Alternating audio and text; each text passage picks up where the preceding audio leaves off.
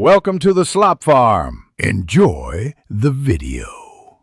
You start by uploading the Excel file into Google Drive so Google can convert it. Sign in, open Drive, then drag the xlsx onto the window or use new right arrow file upload.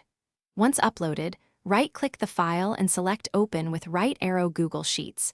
This both converts and preserves formulas where compatible. If you prefer automatic conversion for future imports, open Drive Settings and enable Convert Uploads. Doing this first saves time and avoids duplicate downloads later, so you can work in Sheets immediately.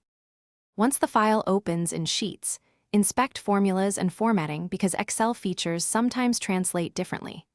You should scan for array formula needs, indirect or XLOOKUP differences, and any VBA macros that won't run. Convert macros to apps script if required. Make sure conditional formatting rules, data validation lists, and custom number formats appear correctly, and rebuild pivot tables or filter views if they lost settings. Also check external links and named ranges. This careful middle pass prevents logic errors when you continue editing collaboratively. To finish, adjust sharing and permission settings so collaborators can edit or comment. Use version history to name final snapshots for rollback. If you need to hand an Excel copy back, use File right arrow download right arrow Microsoft Excel to export. If something breaks, revert to a previous version or reopen the original. xlsx in Drive.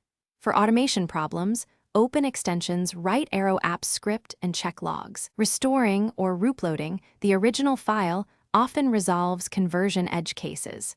Make sure collaborators refresh to see updates. Thanks for watching. Consider subscribing if we helped you today.